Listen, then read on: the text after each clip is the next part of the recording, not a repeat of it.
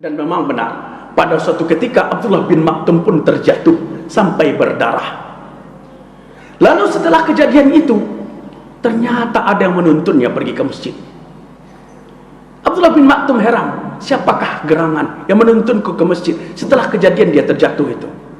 Lalu bertanyalah Abdullah bin Maktum kepada yang menuntunnya itu, wahai kiranya, siapa yang menuntunku pergi ke masjid?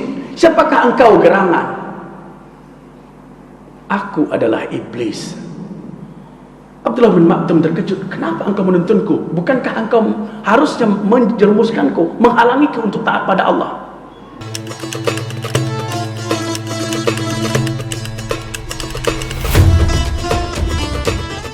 Bismillahirrahmanirrahim. Assalamualaikum warahmatullahi wabarakatuh. Alhamdulillah, alhamdulillahilladzi arsala rasulahu bil huda wa dinil haqq liyuzhirahu 'ala ad-dini kullihi wa kafa billahi shahida. Asyhadu an la ilaha illallah wahdahu la syarika lah wa asyhadu anna Muhammadan 'abduhu wa rasuluhu la nabiyya ba'da amma ba'd. Allahumma shalli wa sallim 'ala Muhammadin wa 'ala alihi wa ashabihi wa man tabi'ahum bi ihsanin ila yaumiddin. Fa ya ayyuhal muslimun, usikum wa iyaya bi taqwallah faqad fazal muttaqun. Wa qala Allah ta'ala fil Qur'anil Karim, a'udzu billahi minasy syaithanir rajim, bismillahirrahmanirrahim. Fi qulubihim marad fazadahumullahu marada wa lahum 'adzabun alimun bima kanu yaksibun. Sadaqallahul azim wa sadaqallahun nabiyul karim. Pertama-tama sekali, marilah kembali kita perbaharui rasa syukur kita kepada Allah Subhanahu wa taala atas segala limpahan rahmat dan karunia-Nya yang hadir dalam setiap detik kehidupan kita. Di dalam perjalanan kehidupan ini tidak ada satu waktu pun yang terlewatkan melainkan ada kasih sayang Allah di dalamnya, melainkan ada rahmat Allah yang kita pakai. Maka dari itu sudah sepantasnya lah kita sebagai hamba Allah mempersembahkan pengabdian terbaik kita kepada Allah. Dan walaupun kalaulah kita menghabiskan seluruh usia kita untuk mengabdi kepadanya, maka belumlah cukup untuk bisa membayar dan menggantikan kasih sayang dan nikmat Allah yang terlalu banyak dalam kehidupan kita. Itulah kenapa Allah mengingatkan kita, kalaulah dijadikan ranting sebagai pena, daun-daunan yang ada di muka bumi ini sebagai kertas, dan bahkan samudra yang luas itu dijadikan sebagai tinta, lalu ditambah sebanyak itu lagi untuk menuliskan betapa banyaknya nikmat Allah itu, maka tidak akan pernah cukup untuk bisa menuliskannya walaupun ditambah sebanyak itu lagi. Maka dari itu, marilah Khatib mengajak diri kita, Khatib pribadi dan kita semua untuk terus meningkatkan ketakwaan kepada Allah dan meningkatkan rasa syukur kita dengan amal soleh. Selanjutnya, selawat dan salam kita doakan kepada Allah semoga disampaikan kepada Nabi kita Muhammad sallallahu alaihi wasallam. Allahumma shalli ala Muhammad wa ala ali Muhammad. Nabi Muhammad sallallahu alaihi wasallam telah mengajarkan kepada kita untuk senantiasa menghadirkan pengabdian terbaik kepada Allah. Tidak ada satupun kata perbuatan beliau yang sia-sia. Semuanya mengandung hikmah, semuanya mengandung tauladan untuk menghadirkan kebaikan, sehingga siapapun yang bertemu dengannya mendapatkan kebaikan, mendapatkan hikmah dan pelajaran dari apa yang telah beliau sampaikan, dari apa yang telah beliau contohkan. Maka itulah kenapa Allah menyuruh kita di dalam Al-Quran, laqad kana fi rasulillahi uswatun hasanah. Sungguh pada diri Rasulullah itu terdapat suri tauladan yang baik bagi kita. Maka mari kita menjadikan beliau Nabi Muhammad SAW sebagai suri tauladan dalam kehidupan ini agar kita mendapatkan kebaikan dan syafaat. Bapak saudaraku yang dimuliakan oleh Allah Subhanahu wa taala, ketika kita menjalani kehidupan beragama kita, maka ada satu hal yang harus kita kuatkan dan kokohkan dalam diri ini. Allah berfirman dalam surat Al-Baqarah ayat 10. Dalam hati mereka ada penyakit, lalu Allah menambah penyakit itu, dan mereka mendapat azab yang pedih karena mereka berdusta. Dan apabila dikatakan kepada mereka, janganlah berbuat kerusakan di muka bumi, mereka menjawab, sesungguhnya kami justru orang-orang yang melakukan perbaikan. Maka satu hal yang harus tetap terjaga dalam menjalankan kehidupan kita adalah menjaga hati agar tetap hidup dalam ketaatan kepada Allah. Karena hati yang hidup itulah yang akan merespon kebaikan dengan luar biasa. Hati yang hidup dalam ketaatan itulah yang akan menjadikan pemilik hati itu hidup dalam kebaikan. Maka pada kesempatan ini insya Allah khatib akan menyampaikan sebuah tema penyebab kematian hati. Betapa tidak banyak kita diingatkan masalah hati ini, karena organ tubuh yang paling banyak mengalami penyakit adalah hati. Dan ketika dia tidak terjaga dengan baik, maka sampai kehidupan beragama kita secara pribadi pun akan berpengaruh dengannya. Di dalam tubuh manusia ada segumpal daging, jika dia baik maka baiklah orang itu, namun jika dia buruk maka buruk pula lah. Dan segumpal daging itu adalah hati. Imam Al-Ghazali membagi hati manusia itu menjadi 3. Yang pertama itu adalah qalbun salim, hati yang selamat, hati yang di dalamnya hidup ruh kebaikan, yang tergetar ketika mendengar ayat-ayat Allah, yang tunduk kepada aturan-aturan Allah, yang hidup kalimat-kalimat thayyibah dalam dirinya, yang bergetar ketika mendengar tausiah, yang tunduk ketika diajak kepada kebaikan, hati yang senantiasa rindu dengan Rabbnya. Itulah hati yang selamat, itulah hati yang hidup, itulah ruh yang selalu bergetar dalam dirinya. Yang kedua, qalbun marid, hati yang sakit, yang senantiasa berperang dalam dirinya antara kebaikan dan keburukan. Bahkan dalam kehidupannya sehari-hari pun berperang keburukan dan kebaikan dalam sikapnya. Terkadang kebaikan menang dalam dirinya, dan tak jarang pula keburukan menguasai dirinya. Ini berganti. Namun hati yang sakit ini masih ada peluang untuk menuju kebaikan jika dia terus diperbaiki. Dan yang ketiga adalah qalbun mayyit, hati yang mati, yang di dalamnya tidak lagi tergetar oleh kebaikan, tidak tersentuh lagi oleh ayat-ayat Allah, yang tidak peduli lagi dengan kehidupan dan kebaikan yang ada di sekitarnya, sehingga dia menjadi apatis, dia menjadi orang-orang yang tidak peduli dengan lingkungannya. Maka tentu yang kita inginkan dalam hati ini adalah hati yang hidup, hati yang selamat. Karena agama ini adalah kebaikan, agama ini adalah sesuatu yang suci, maka dia hanya akan menempatkan tempat yang bersih dan suci pula. Maka suatu ketika ada seorang ulama, Syakik bin Ibrahim, menceritakan bahwa suatu hari Ibrahim bin Adam, atau lebih dikenal dengan Abu Ishaq, berjalan di sebuah kota Basrah. Lalu orang-orang Basrah bertanya kepadanya, "Ya Aba Ishaq, inna Allah Ta'ala yaqulu fi kitabih, ud'uni ustajib lakum." Apa kata penduduk Basrah? "Wahai Abu Ishaq, bukankah Allah telah berfirman, berdoalah kepadaku, niscaya aku akan mengabulkan doamu." Lalu masyarakat itu menyambung, "Wa nahnu nad'uhu mundaran dahrin fala yastajibu lana." Sementara kami selalu berdoa, namun semenjak waktu yang lama, namun doa kami itu belum dikabulkan. Ada penduduk Basrah bertanya, bukankah Allah mengabulkan semua doa? Sementara kami sudah berdoa dalam waktu yang lama, tapi kenapa belum dikabulkan? Apa jawab Ibrahim bin Adam? "Ya ahlal Basrah, matat qulubukum fi asratin asya." Wahai penduduk Basrah, yang demikian itu karena hati kalian telah mati yang disebabkan oleh beberapa perkara. Ternyata matinya hati membuat seseorang tidak lagi terhubung dengan Rabbnya, tidak lagi terkoneksi dengan Rabbnya, tidak lagi menggetarkan aras dalam setiap doa-doanya. Maka yang pertama kata Aba Ishaq disampaikan kepada penduduk Basrah, "Araqtumullahu wa lam tawaddu haqqah." penyebab hati yang mati itu pertama adalah kalian mengenal Allah namun tidak menunaikan haknya. Kita mengaku mengenal Allah, menjadikan Allah sebagai Rabb kita, tapi kita tidak menunaikan haknya.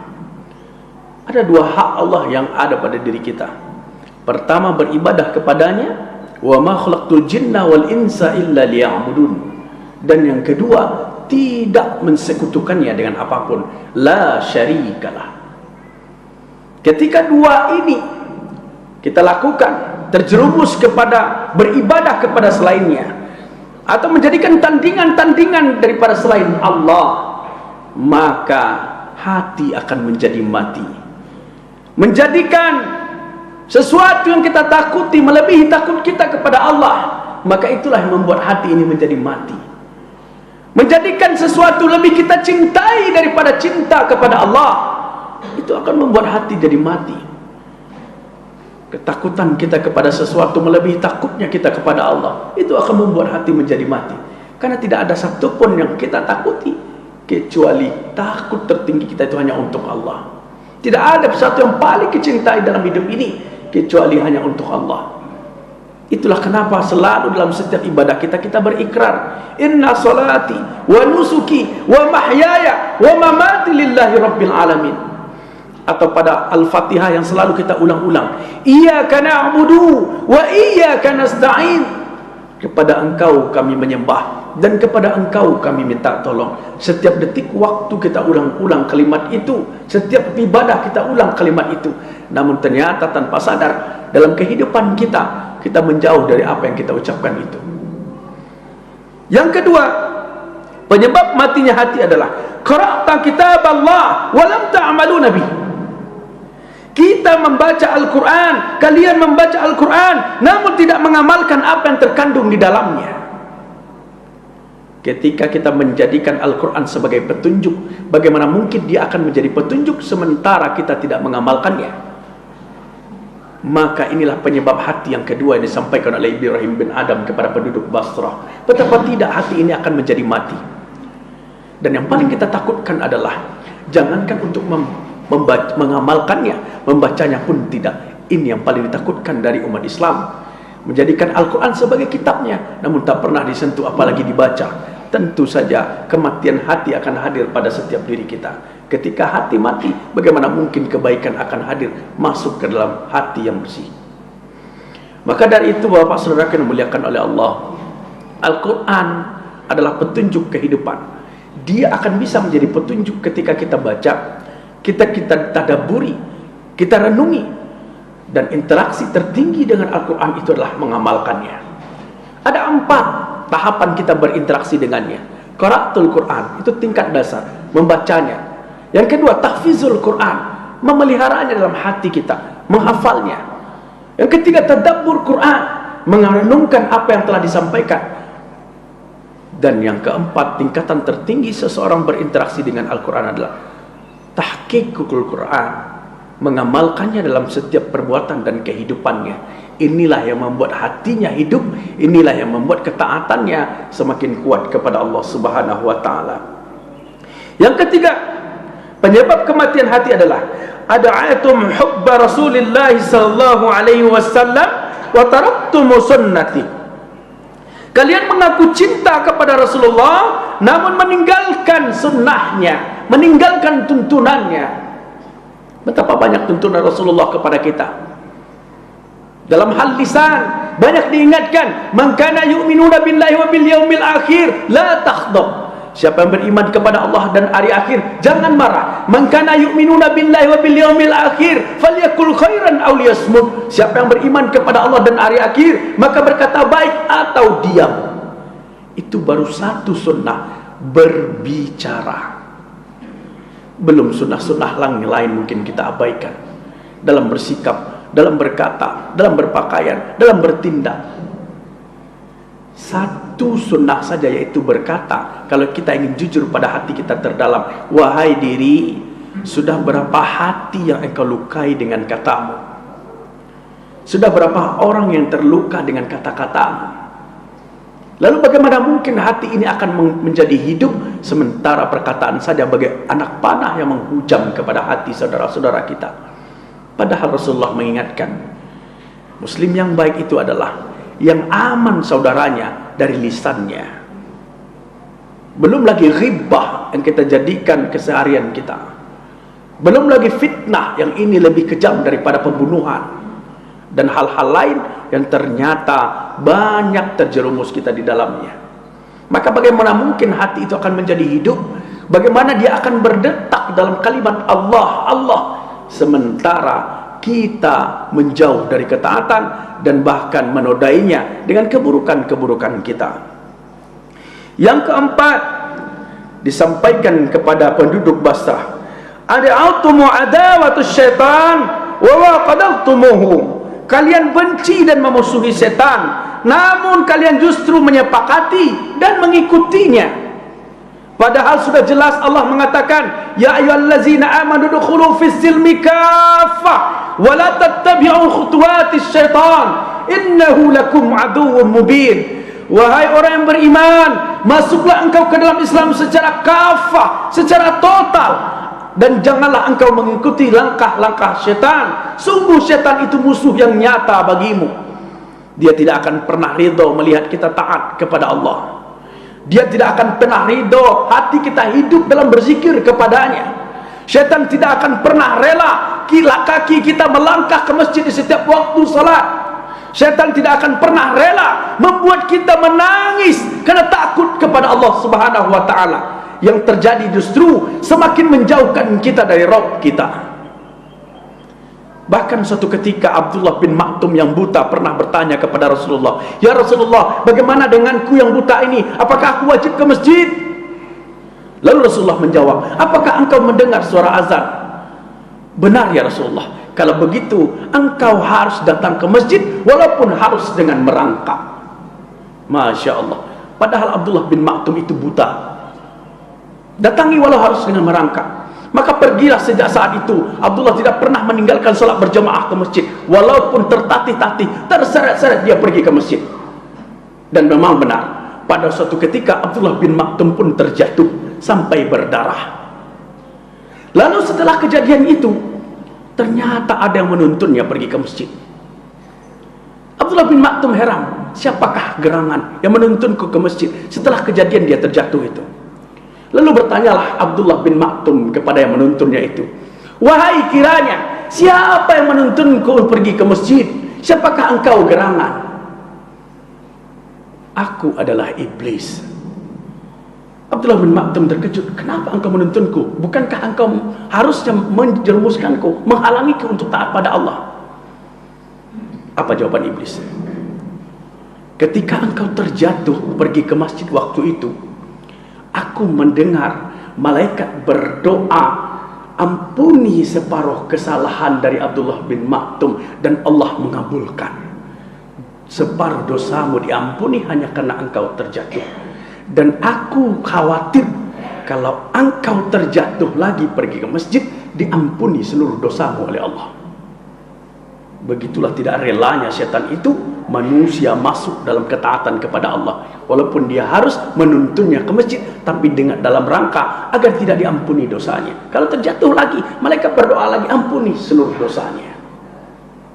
Maka dari itu Bapak Saudara yang dimuliakan oleh Allah, agar hati kita tidak kaku, agar hati kita tidak jauh dari Allah, mari kita hidupkan. Yang terakhir, qultum tuhibbul jannah wa lam ta'maluna laha.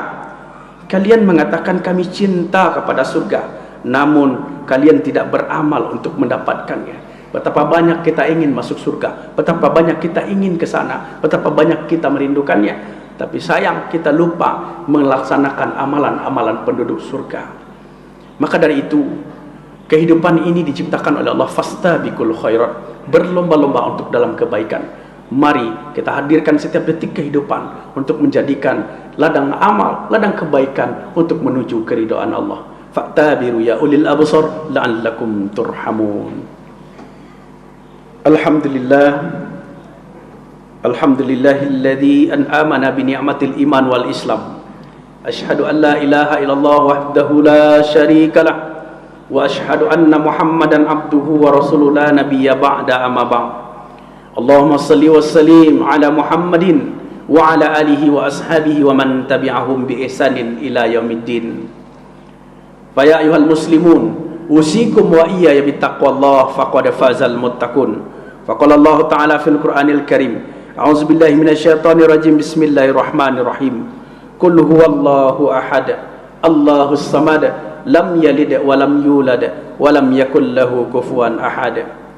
Bapak saudaraku yang muliakan oleh Allah, agar hati kita tidak mati, agar hati kita menjadi hidup dalam ketaatan, maka pertama mari kita bertaubat kepada Allah dari kesalahan-kesalahan yang mungkin sengaja atau tidak sengaja kita lakukan selama ini.